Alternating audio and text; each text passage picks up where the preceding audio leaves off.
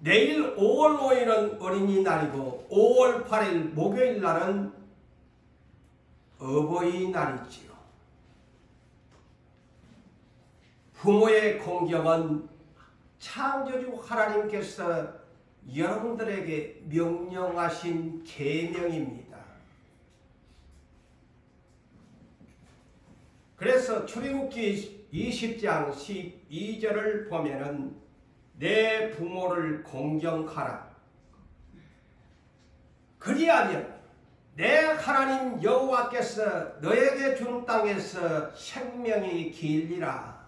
두 가지로 해석합니다. 생명이 길다는 것은 이 땅에서도 장수의 복을 누릴 수가 있고 저 새 하늘과 새 땅에 가서 영생의 축복을 주겠다는 약속을 말합니다. 여러분 새 하늘과 새 땅에 가서 살고 싶으세요? 네. 부모 공경하십시오.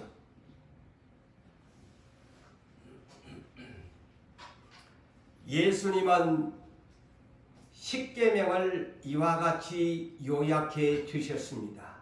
마태복음 22장 37절에서 40절에 있는 말씀인데 십계명을 둘로 나누어서 우리에게 가르치셨습니다. 그래서 그 둘 가운데 가장 크고 첫째 되는 계명이 무엇이냐? 1계명에서 4계명까지 하나님을 사랑할 때 마음을 다하고 목숨을 다하고 뜻을 다하여 주 너희 하나님을 사랑하라. 그리고 둘째도 그와 같으니 곧 마음과 목숨과 뜻을 다해서 내 이웃을 너의 자신과 같이 사랑하라 하셨으니 이 두 계명이 온 율법과 선지자의 강령이니라. 강령이 뭡니까? 으뜸이다. 십계명의 요약은 줄이면 사랑이다. 위로는 하나님 사랑, 땅 안에서는 인간관계의 사랑을 가라. 이것이 율법과 선지자의 강령 으뜸이다.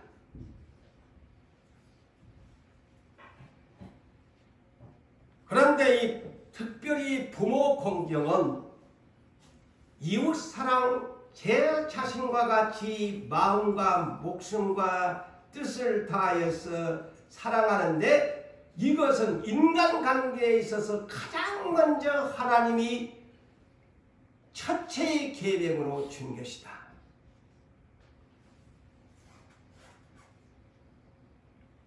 그래서 에베소서 6장 1절에서 3절을 이렇게 주님의 말씀을 사도 바울은 풀이하고 있습니다. 자녀들아, 주 안에서입니다. 주 밖에서가 아니고 그리스도 밖에서가 아니고 주 안에서 너희 부모에게 순종하라.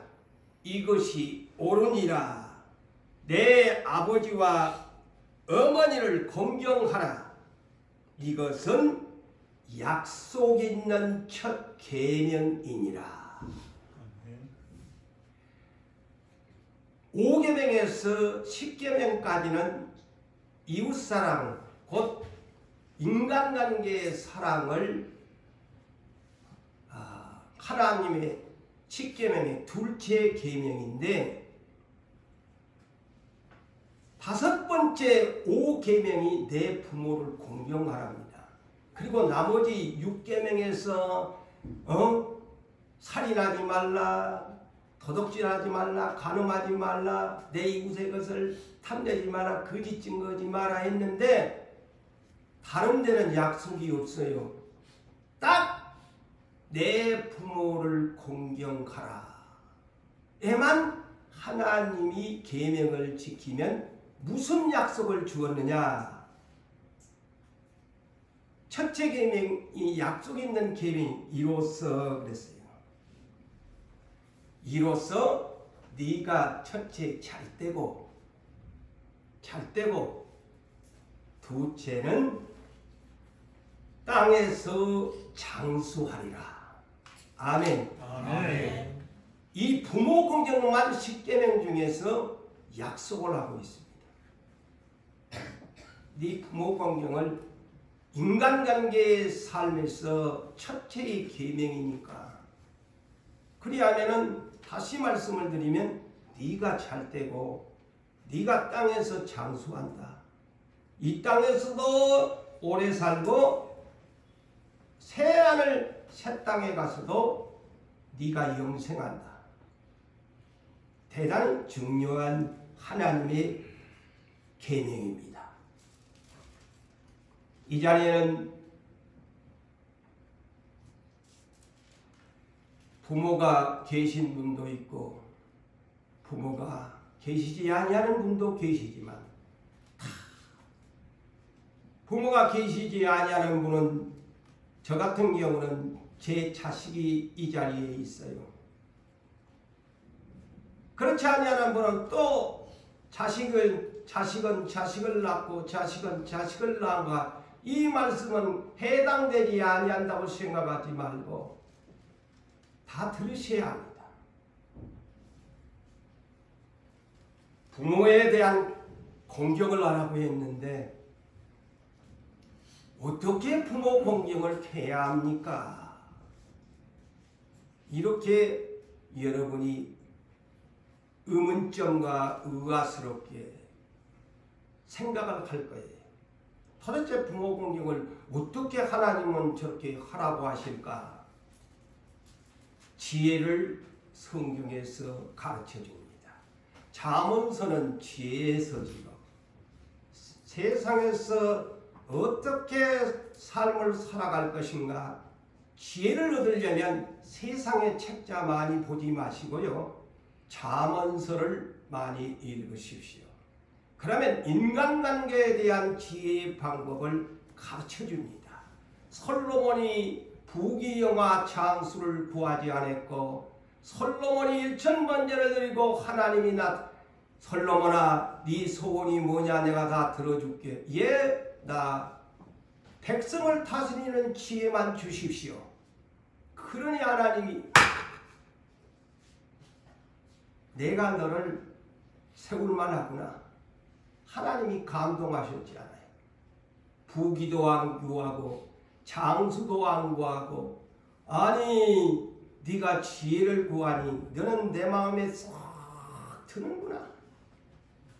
그래서 부모 공경 이 잠언서를 어떻게 할 것인가 이 시간 배우십시오.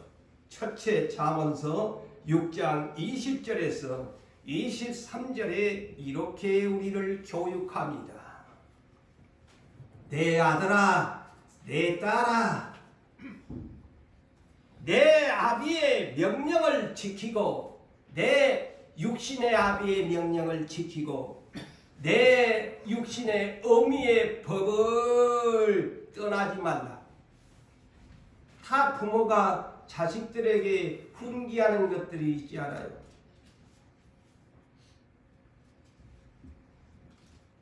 네 아버지가 너에게 네 어머니가 말하는 말들을 그것을 항상 너의 마음에 새겨두고 살아라. 우리 어머니가 우리 아버지가 하셨던 말씀 잔소리 꼰대 같은 소리라고 듣지 말고 네 마음에 새기고 네 마음에 새기고 금목걸이 은목걸이 진주목걸이 목에 다는 것이 중요한 것이 아니고 네 목에다가 걸어라. 성경은 그렇게 가르치네요. 네 목에다가 네 아비의 말을 네 어미의 말을 네 목에다가 걸고 개목걸이처럼 하고 다녀라. 왜 개목걸이처럼 목에다가 걸고 다니라 하느냐? 자, 그것을 네 목걸이에다가 마음에 새기고 걸고 다니면 네가 길을 다닐 때에 너를 인도해 줄 것이고, 내 아버지의 어머니의 말이 찬소리 같지만 그것을 네 목에다가 걸고 마음에 새기고 살면은 네 가는 길을 인도해 줄 것이고, 네가 잠을 잘 때에도 너를 보호해 줄 것이고, 네가 아침에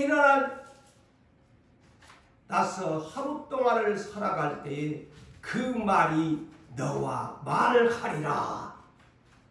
너와 말하리라는 말이 뭘까요? 너와 하루 종일 내 아버지의 말이, 네 어미의 말이 너와 대화하는 말이 될 것이다.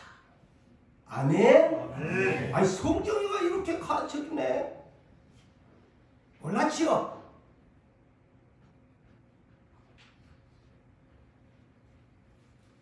그래서 내 아비의 명령은, 육신 아비의 명령은 네 인생길의 등불이 되고, 내 어머니의 법은 너의 빛이 된다.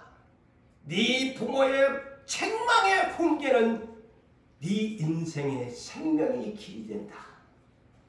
어느 부모가 자식 못 되라고 하는 자식이 부모가 있나요? 자식 잘 되라고 꼰대 같은 소리, 잔소리, 신소리, 부녀묵은 소리 하지. 자식 못 되라고 저주하는 부모가 어디 있어요? 네 아비의 말 잔소리 듣지 말고 네 등불이야. 네 어미 잔소리 한다고 그만 네 인생의 길이야. 네 나무란다고 잔소리라고 하지 말고 네 생명의 길이란다. 부모 말, 그것이 부모 공경이란다. 두 번째, 잠언서 15장 20절에 지혜로운 아들과 딸은요, 아비를 즐겁게 하여도 미르는 자식은요, 어미를 업신여긴대. 미르는 자식이 부모를 업신여긴다 이거지. 이 말을 다시 말해. 지혜로운 자식은 아비 어머니를 즐겁게 해준대요. 근데 미르는 자식이 부모를 업신여긴대요. 부모 업신여기시는 분이 혹시 계시나요? 미루는 사람이에요. 미루는 자식이야.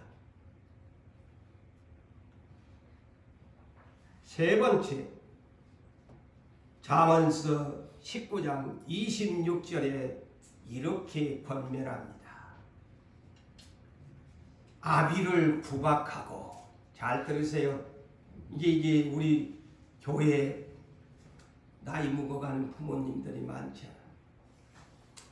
나이 들어가면 자식들이 구박해요.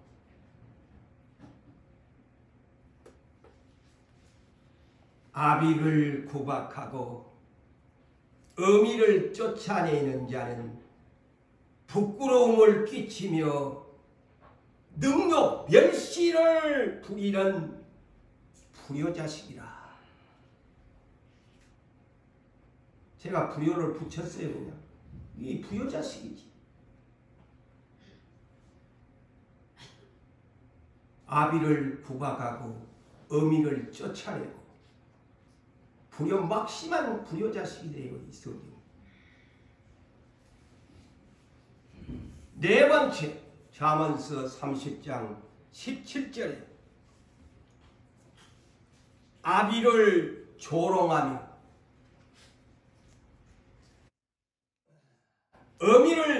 어미에게 순종하기를 싫어하는 자는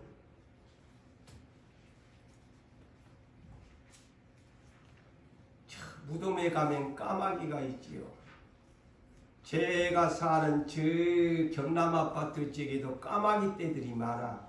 항상 보면 아침이고 저녁이고 까까하게 쌓고 그 나무에 앉아가지고 시끄러워요. 동네 까마귀가 부모를 조롱하고 아버지를 조롱하고 어머니의 순종하기를 싫어하는 자식에게는 저 깍거리는 썩은 고기 시체에 와서 뜯어먹는 그 까마귀가 그 자식의 눈을 쪼이겠고, 엄청난 무서운 말이잖아요. 독수리나요 까마귀가 동물이나 이 사람의 시체가 들판에 있을 때 가장 먼저 까마귀나 독수리가 먹는 것이 눈알 빼먹는데요. 자, 성경에가 그대로 있지 않아요. 까마귀가 그 눈을 쪼이겠고 독수리 새끼가 와서 그 시체를 먹으리라. 엄청난 저주지요.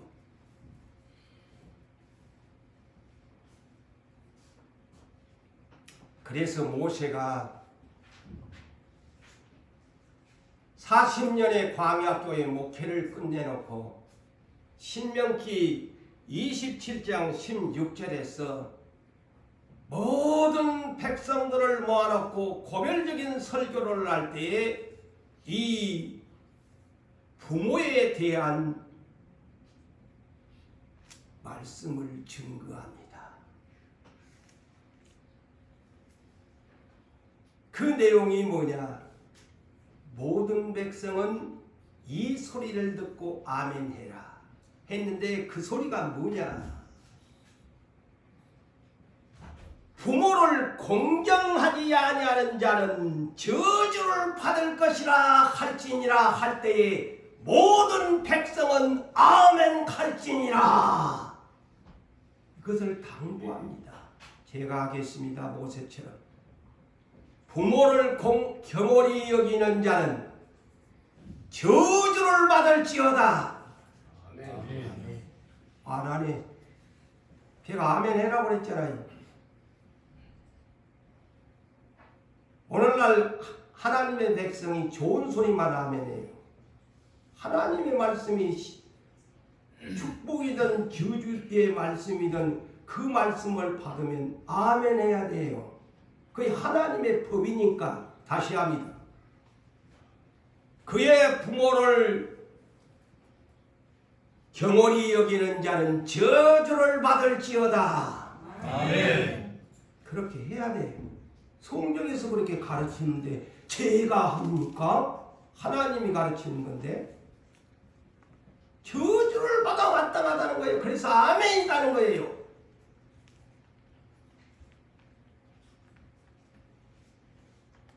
부모 자식 사랑은 헌신적인 사랑이지요. 헌신이라는 것이 뭡니까? 단어를 찾아보면 자기의 이해관계를 계산하지 않고 있는 힘을 다해서 하는 것이 헌신이라는 단어의 뜻입니다. 에? 헌신이 그거예요.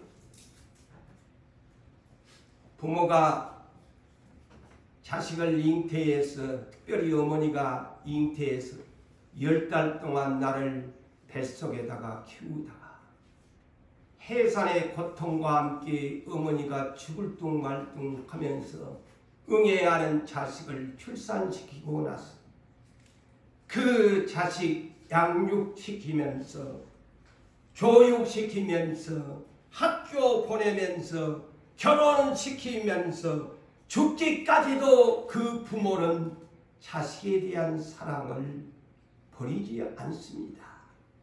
그래서 부모의 사랑은 헌신의 사랑이죠. 아까도 제가 하나님 아버지에 대한 사랑, 아버지 그 이름만 불러봐도 눈물 납니다. 내 육신의 아버지 이름만 불러봐도, 내 어머니의 이름만 불러봐도 눈물이 나야 돼요.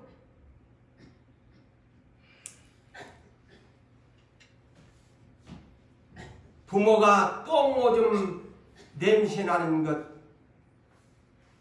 여러분의 똥 싸가지고 오줌 싸가지고 코에다 대보세요. 당장에 그냥 아마 두고 싶을 거 아니에요. 보기도 싫을 거야. 그런데 내 부모는 내가 지난날 다 어머니만의 내 자식이 이고대가 있으니까 내가 어릴 때 제 집사람은 나 신학 다닐 때 내가 저 딸내미 똥기저귀 내가 그때는 기저귀가 어디 있어요. 빨아가지고 불에다가 삶아가지고 빨으면서 제 자식 키웠거든요.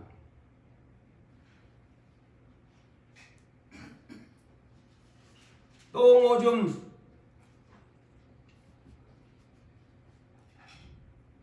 냄새 난다고 하지 않고 어떤 부모가 그 자식을 내팽개칩니까? 가끔 하나 못된 부모가 나오기는 하지만 정상적인 부모는 그러지 않습니다. 부모는 자기가 못 입으면서도 자식 입에 이어주려고 자기는 굶습니다. 다 우리 그렇게 가난한 인생을 살아왔잖아요. 자식 입에 이어주려고 나는 굶으면서 살았잖아요. 우리 저 담임 목사님 그랬잖아요. 지난날에 수제비 건데기 먹을 때에 없어서 수제비는 자식에게 넘겨주고 국물만 마시면서도 하나님께 감사했다. 그게 부모거든요. 그러나 자식들이 그것을 알까요? 지난날의 부모의 세대의 배고픔을 모릅니다. 지금 굶은 자식이 어디 있나요?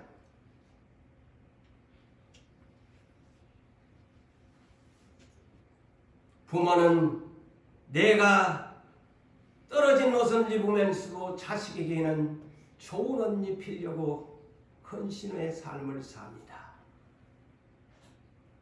폐륜적인 부모의 속 썩이는 폐륜적인 자식이지만 그 자식을 품에 안고 눈물 흘리면서도 그 허물을 덮어주면서 자식을 키우는 것이 부모님의 은혜입니다.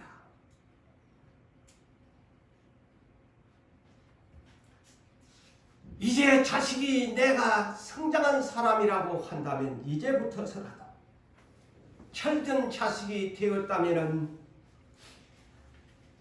우리 부모 내가 이제부터 헌신하고 사랑해야지.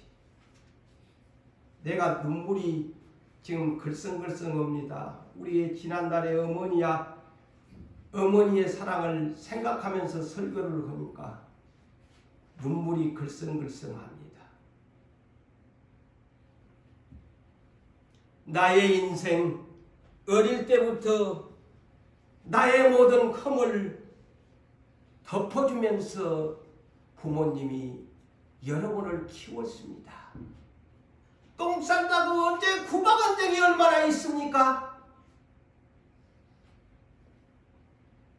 똥오줌 기저귀 갈아 끼우면서 그 자식을 키웠거든요. 우리 부모 치매 걸렸다고 병들었다고 이제 나이 늙어 걸어다니는 발걸음이 부자연스럽다고 그 부모를 내팽개치시렵니까?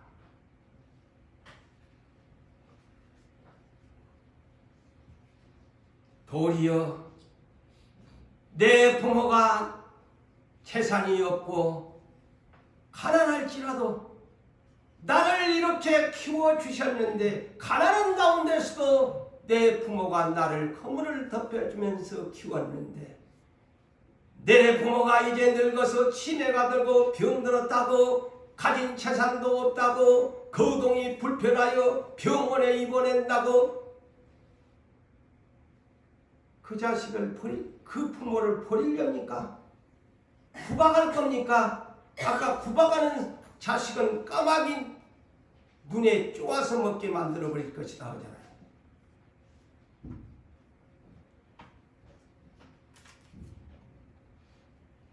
불효자식, 우리는 예수 믿는 사람은 불효자식이라는 말을 들어서는 안 됩니다.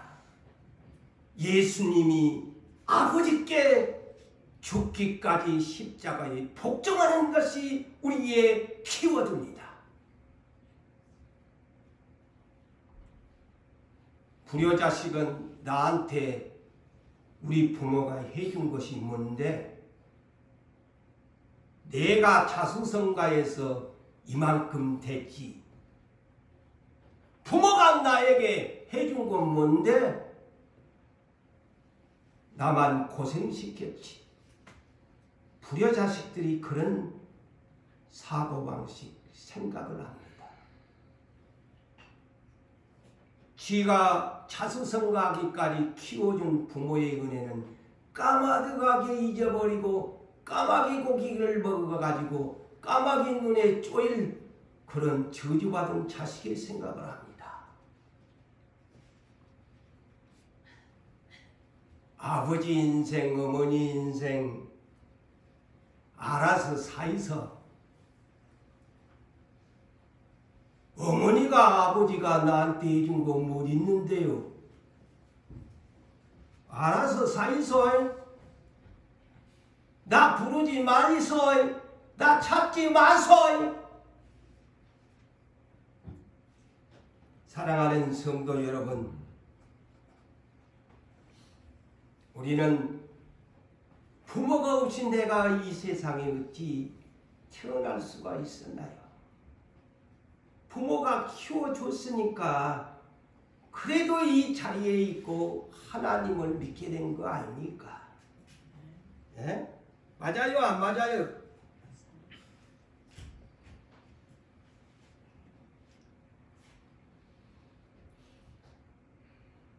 부모 재산 없다고 어쩔 수 없이 요양원에다가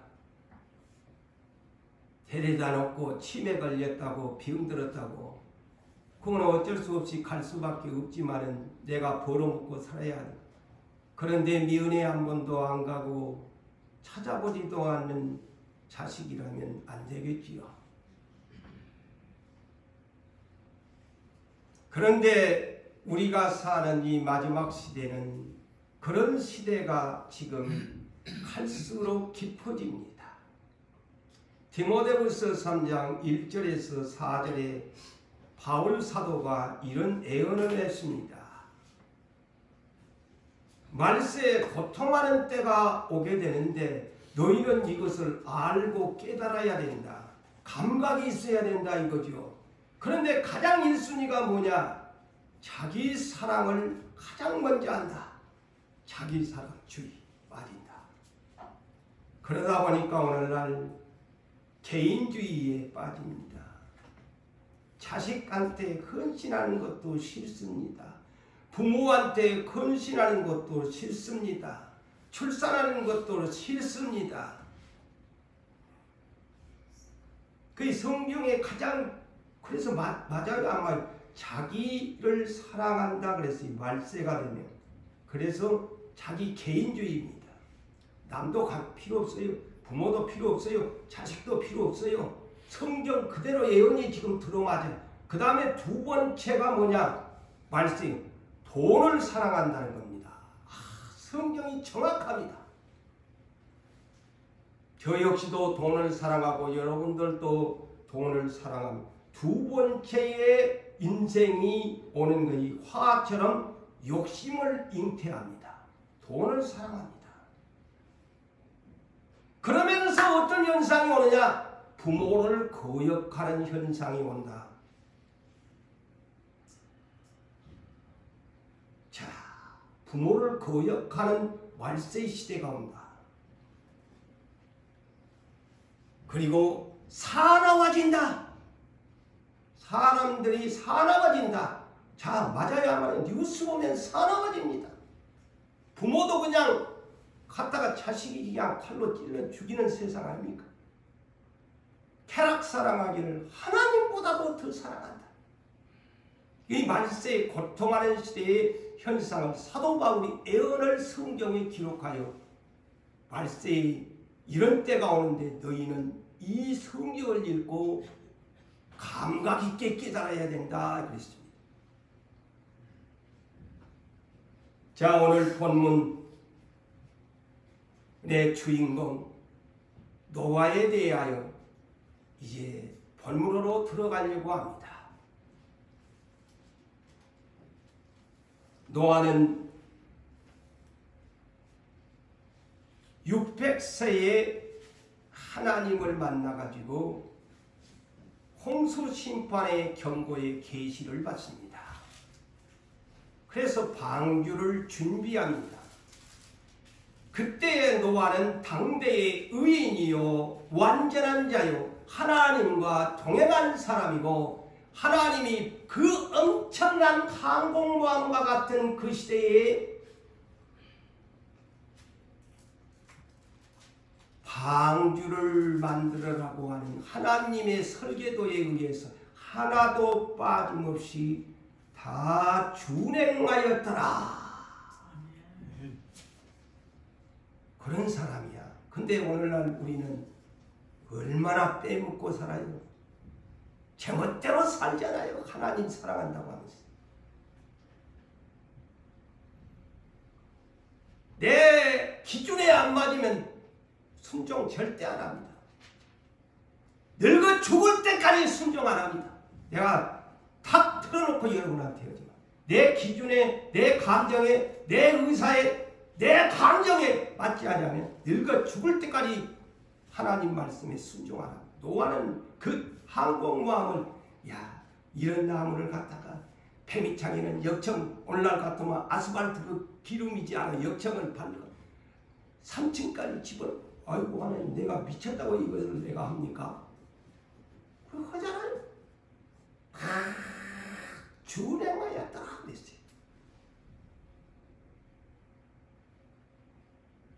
노아라는 이름이 뭐 어떤 뜻일까요? 성경에서 창세기 5장 29절을 보니까 그의 아버지 이름이 라멕이에요. 라멕이 182세 때에 노아를 낳았어요. 근데 참 이 성경을 보니까 재미진 양반이 노아 아버지야. 세상에서 가장 오래 산 사람이 969살 에녹의 아들이 무드셀라가 오래 살았는데, 노아의 아버지는요, 뭐 저 요한계시록에 666에 표가 있는데 노아의 아버지가 몇 세를? 777세로 죽었더라. 아이고 재미진 것을 발견했어요. 설교를 준비한. 제가 지난날에 꼴로 말고 노아의 아버지가 777이야. 그래서 그 아들을 낳았는데 그 아버지가 어떤 이름을 붙였느냐? 창세기 5장 29절에 노아의 이름은 여호와께서 땅을 저주하심으로 수고롭게 일하는 우리를 이 아들이 아니하리라. 이 아들이 아니하리라. 그래서 라멕이 노아를 182세 때에 출생을 해가지고 이름을 붙였대요. 그러니 노아가 8 가족들을 다 가족을 구원시켰잖아요. 그래서 이 아들이 우리 가정을 안위시킨 사람이다. 이름값을 했잖아요. 응? 가족을 살렸어요.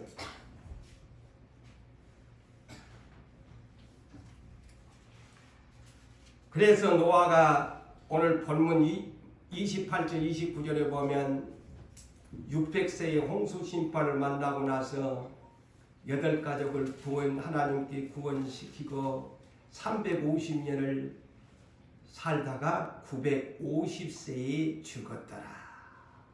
참 오래 살았어요. 1000년에 미치지 못한 삶을 노아가 살았습니다. 그런데요, 이 노아의 가정, 자, 홍수 심판 이후에 8 식구잖아요. 마누라, 그리고 다 결혼식 해가지고 며느리들 해가지고 8식구잖아요. 참 행복할 것 같았지요. 행복한 가정이다. 염려 걱정 근심이 없었을 것이다. 만사 형통했을 것이다. 그렇지만 우리가 이 세상에 사는 동안에는요, 부잣집도 가난한 집도 어디 집이든지 바람잘 날이 없는 것이 땅에서의 삶입니다. 부자로 살아도 때로는 신경질 나고, 부자로 살아도 때로는 쌈박질 나고, 가난하게 살아도 마찬가지고, 인생은 병들고 어느 집이든지 걱정 근심 없는 집이 이 땅에서는 없습니다. 부자라고 없다고요? 아니야. 부자는 부자대로 고민이 많아. 돈을 어떻게 낼까 밤잠 못 자면서 고민하고 살아.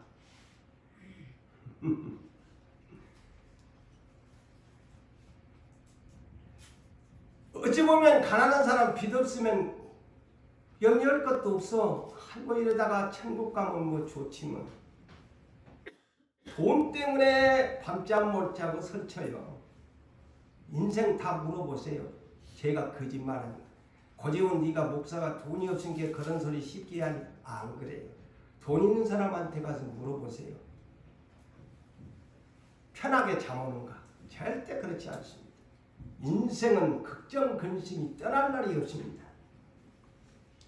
근데 이 집에 아이고 옹수심판 후에 구원을 받은 그날에 어느 날 노아의 가정에 가지 많은 나무에 바람잘 날 없다더만 세 아들이 중에 한 자식 때문에 노아가 가슴이 아플 수밖에 없는 사건이 발생합니다.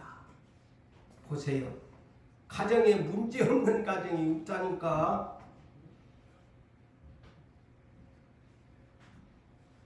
이제 노아가 홍수 심판 후에 다 지구가 물에 깔려버리고 이제 노아가 농사를 시작한 거야. 무슨 농사? 그 지역엔 저 중동 지역이니까 포도원 재배를 한 거야. 그래서 첫 수확을 포도를 얻으니까 얼마나 기분 좋겠어요. 저도 우리 집 앞에 화분에다가 무엇을 하면은 고추가 열리면 그래가지고 기분이 좋더라고. 그래서 노아도 첫 수확 포도 농사를 지어가지고 기분이 되어가지고 축배를 든 거야. 축배를 포도주를 따라가지고 축배에 기분을 내다가 너무 많이 마셔가지고 만취에 빠져버리는 거야. 그래서 오늘 본문 20절에서 24절에 만취 때문에 술 때문에 아니 이 집에 이 분란이 난 거야. 어떤 분란이? 아이고 너무나 이 노아가 기분 좋게 축배 들다가 아이고 원더풀 하다가 아이고 너무 많이 기분 좋아가지고 마셔가지고 제정신을 잃어버리고 술을 마시면 제가 지난날에 경험해 보니까 막 몸에서 열이 나요. 열이 납니다. 갑자기 막 열이 확. 그래서 추운 나라 사람들이 그 독한 그 독주를 마시면서 저 북극이나 저런 지역에는 꼭 그렇게 살아요. 그 열기 때문에. 그러니까 노아가 그냥 자기 자신도 모르게 그냥 완전히 뻘거벗은 거야. 그리고는 그냥 누워있는 거야. 정신이 그냥 제정신이 아닌 채 뻘거벗고 그냥 어이 더워 하고 그냥 막 다 풀어제치고 그냥 했는데 아니 이광경을 작은 아들 함이 자기 아버지를 보니 어머나 우리 아버지가 뻘거벗고 누웠네. 아 그러면 조용히 가서 우리 아버지 그냥 아버지니까 남자니까 뭐 딸도 아니니까 뭐 딸들은 아버지 밑에가 보이면 좀 그러잖아. 거시기하잖아. 그러니 딸 같으면 또 이해를 하겠는데 이 아들내미가 다 막 똑같은 처지인데 아버지 가서 그냥 아이고 아버지가 그냥 다 내놓고 아이고 그냥 막치겠어라도 아버지를 보고 가서 덮어주면 될 텐데 덮어주기는커녕 지가 해야 할 일을 지가 먼저 봐놓고 안 오고 형하고 동생한테로 달려가가지고 어머나 우리 아버지가 망령났나가 봐가 술을 퍼마시고 저렇게 그냥 거시기를 다 드러내놓고 저렇게 누워있다고. 아이고 그냥 흉을 보는 거야. 자, 아버지의 이 허물을 보고 난 세 아들의 반응을 봅시다. 이 둘째 아들은 반응이 어땠어요? 지는 안 하고 가서 자기 아버지 흉보입니다. 그런데 첫째와 셋째는 다릅니다. 반응이 다릅니다. 얼마나 이 감격스러운 장면입니까? 오늘 본문에 보니까 셈과 야벳의 반응은 옷을 가져다가 세상에 남자들이잖아요. 그까지 그 아버지 거시기 좀 안 보면은 뭐 본다고 어때? 괜찮잖아. 뒷걸음질을 치면서 그것도 옷을 아버지 덮어줄 옷을 자기들의 어깨에다가 메고서 뒷걸음질을 치면서 자기들의 얼굴을 아버지의 그 하체에 거시기를 안 보려고 뒷걸음질을 치면서 어깨로 뒷걸음질을 치면서 뒤로 아버지를 덮어주었다. 세상에 이런 효자, 이거의 공경이라는 말이에요. 이거의 자식이라는 말이에요. 자식이라는 말이에요. 이거의 공경이라는 거예요. 그래서요, 이런 광경을 보면서 우리는 지금 말세지 말에 삽니다. 세상 사람들도 말세대 그렇게 쉽게 얘기하잖아요. 그것도 뭔가 영적으로는 아니까 그래요. 저들도 영을 가진 영혼의 존재를 가졌기 때문에 그래. 말세대 혀를 막 차면서 말세대 못된 일을 하면. 자, 그래서 베드로전서 4장 7절에서 8절에 보면은 만물의 마지막이 가까웠으니 네 가지를 하라고 합니다. 첫째, 정신을 차리라. 정신을 차리라. 그리고 두 번째는 근신해라. 근신이 뭡니까? 말과 행동을 삼가 조심하라는 말이지. 셋째는 기도해라. 잘 들으세요.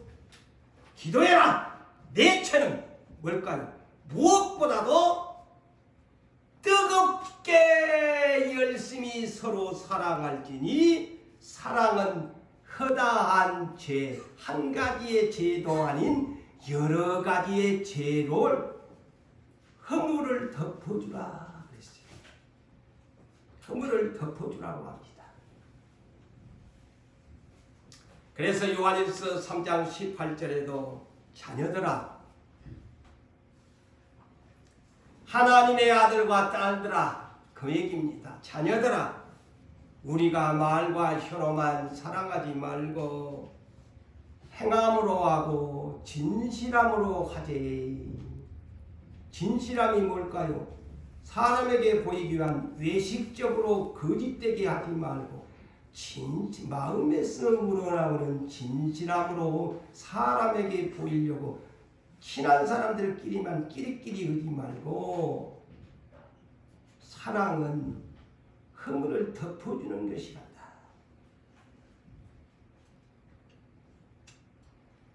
자, 노아가 술이 끼어가지고 작은 아들이 자기한테 인 것을 어떻게 알게 된 것입니다.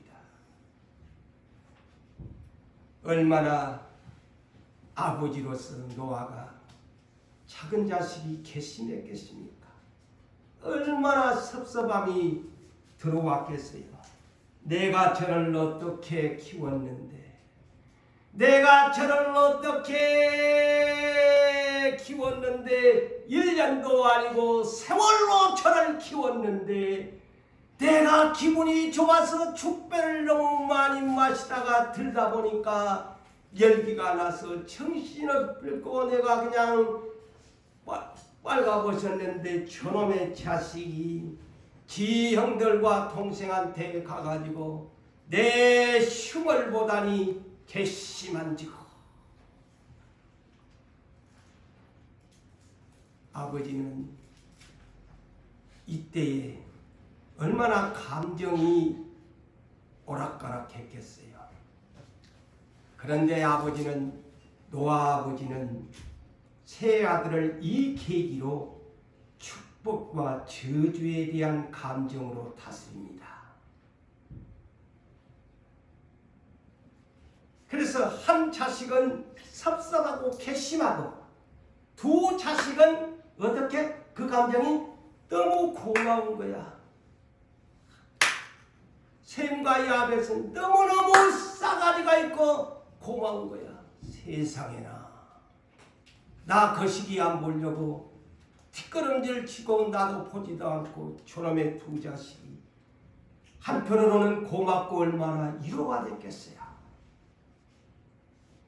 그래서 그날 축복과 저주가 나옵니다. 여러분 오늘 본문을 보면서 아마 이런 해석을 하는 분들도 없지 않아 있을까 싶어서 제가 미리 목사가 하는 이 설교에 귀를 기울이시기를 바랍니다. 어떤 말을 아버지 하느냐. 아니 세상에 아버지가 돼가지고 자식을 옷 안 덮어줬다고 세상에 저주를 하다니 그 아버지 맞아? 정말로 아버지 못됐네. 아버지 사랑이 없는 거 아니야? 아마 이렇게 말할 것입니다. 노아가 사랑이 없지 않니? 저는 그렇게 이 성경을 보지 않습니다. 왜냐? 창세기의 홍수 심판의 이후에 이 노아를 통해서 부모에 대한 하나님의 교육을 교훈하고자 하는 하나의 성경적인 잣대의 표준입니다. 이렇게 부모가 허물이 있어도 자식이 이따위 식으로 하면 저주를 받고 이렇게 고맙게 하면 복을 받는다는 교훈의 모델입니다. 아시겠어요? 절대 그렇게 인간적인 생각, 노아 못됐네. 한 세상에 자기 아버지를 내쫓은 것도 아니고 거시기 좀 안 덮어줬다고 세상에 이런 저주를 아니에요. 십계명 여러분 봤잖아요. 약속 있는 첫 계명 예수님이 오셔가지고 이것을 풀어주지 않아요. 땅에서 잘 때고 장수한다고. 응? 그러잖아요. 요한일서 4장 20절을 보니까요. 이런 말씀이 있어요. 여기 아버지라는 말은 없는데 똑같은 말이죠. 이웃사랑의 실천이니까. 다 요한일서에는 형제들이라는 단어로 다 묶어서 갑니다. 요한일서 4장 20절을 다시 말씀을 드린다면 내 형제를 사랑하지 아니하는 자는 거짓말하는 자다. 그러면서 뭐라고 하느냐.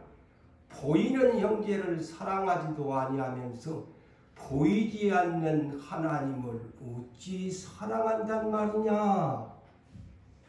보이는 부모를, 이 말은 보이는 부모 공경도 못하는 것이 보이지 않는 하나님 아버지 눈물 콧물 흘리면서 아버지 사랑한다. 거짓말하지 마라. 이 말입니다. 맞아요 안 맞아요? 제가 성경을 풀어드리잖아요.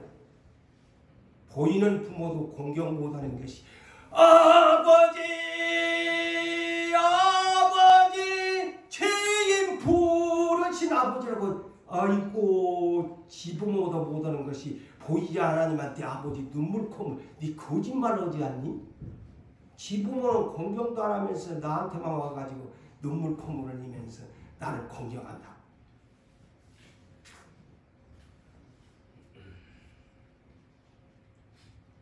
노아는 25절에 작은 아들을 저주합니다. 저주합니다.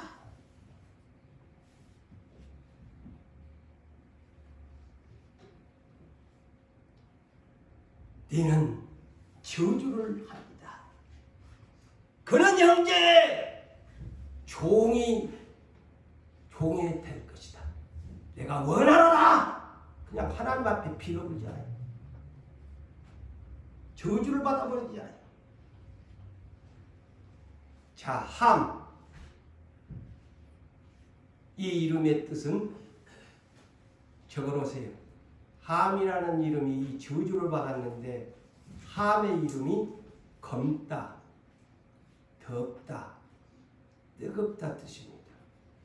검다, 덥다, 뜨겁다.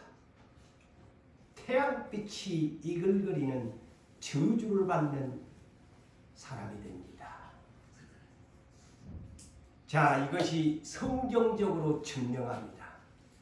창세기 10장 6절 이하에 보면 함이 저주를 받은데 네 아들을 낳습니다. 첫째가 누구게요? 구스입니다.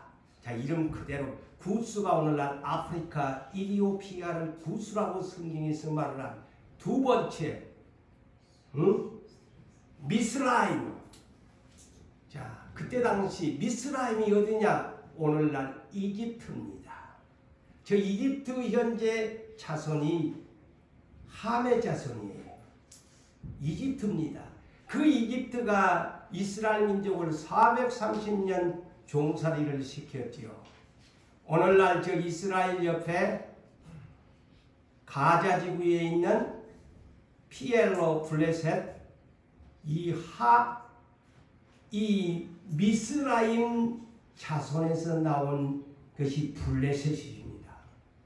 제가 성경을 찾아보니까 그렇게 돼 있어요. 저 블레셋이 누구 자식 후손이냐? 미스라임, 이집트 함의 자손이에요. 그 다음에 여기 세 번째 아들은 붓이라고 나옵니다. 붓, 여기에 모두 붓이 아니고 여기는 저 북아프리카에 있는 리비아, 지난날 유명한 독재자 카다피가 독재했던 그 리비아입니다. 그걸 붓이라고 말하고, 그 다음에 네 번째 막내 아들이 누구냐? 가나안입니다. 가나안 너무 잘 알지 않아요? 가나안이 싫어가지고 하나님이 그 땅을 뺏어가지고 아브라함 자손들에게 주는 땅, 저주받은 그 자손의 땅을 이스라엘 민족에게 선물로 준 땅이 가나안 땅입니다. 그러니 이 네 아들들이 하나같이 오늘날 북아프리카, 그래서 검다, 함이 검다, 뜨겁다, 덥다. 맞아요, 안 맞아요? 성경에 딱 증명해 놨어. 물론 그러니까 이 아프리카 사람들이 왜 저렇게 검게 되는가? 뜨겁고 열나는 그 함의 자손 때문에 그래요.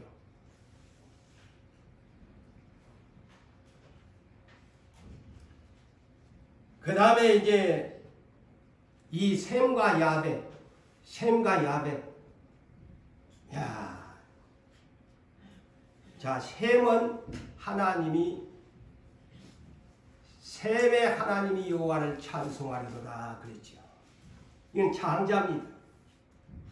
자, 아브라함이 셈의 후예입니다.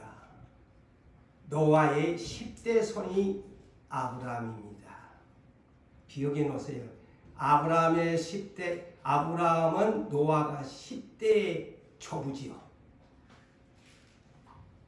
셈의 후예야. 그러니 여호와를 찬송하리로다.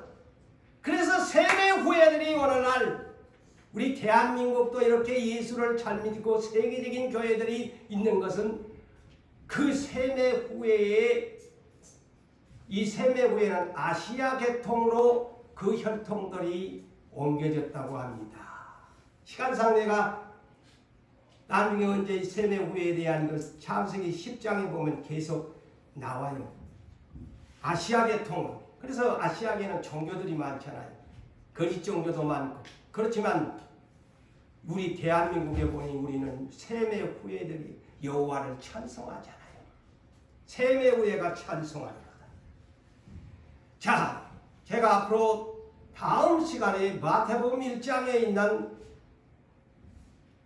아브라함의 다윗의 자손 계보에 대한 설교를 명품 가문에 대한 설교를 할 거예요. 가정을 바르게 세우기 위해서.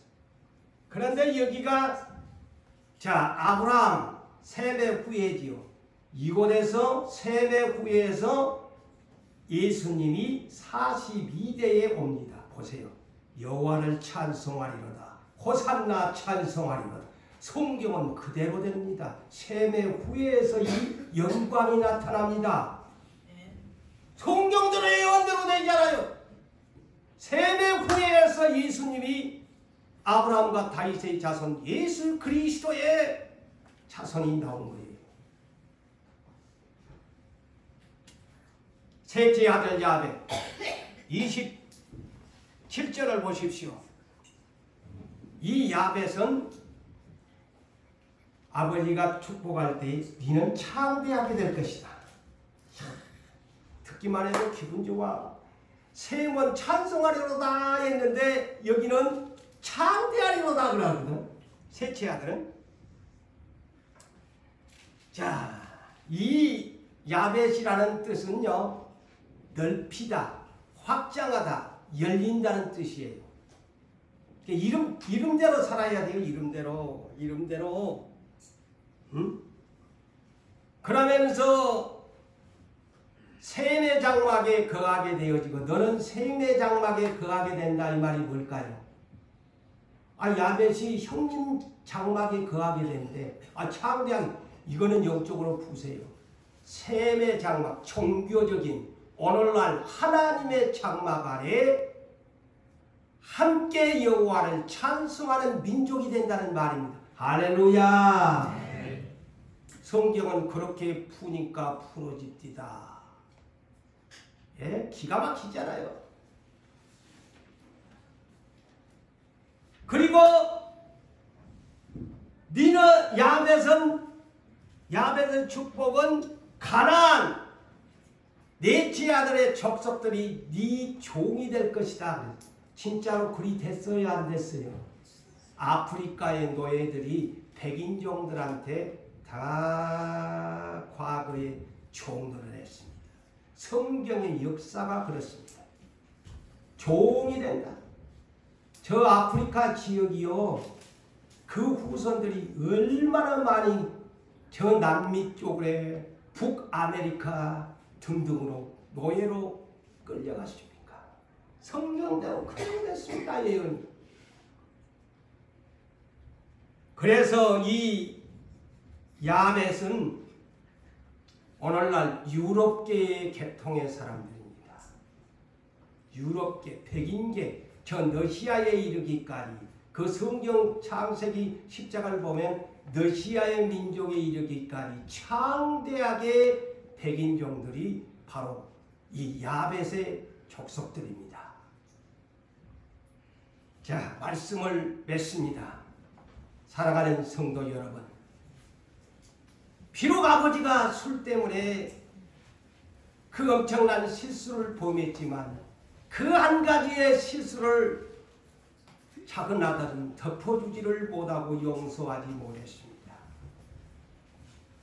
그렇지만 두 자식들은 셈과 야벳은 아버지의 허물을 자기를 그렇게 똥오줌 키워주고 가면서 나를 키운 사랑을 잊지 않고 그 은혜를 잊지 않고 그 아버지의 뻘거벗은 몸도 차마 볼 수가 없어서 뒷걸음질 치면서 공경하는 허물을 덮어주는 것을 볼 때에 여호와를 찬송하는 축복을 받고 또한 창대한 복을 아들들이 받았습니다.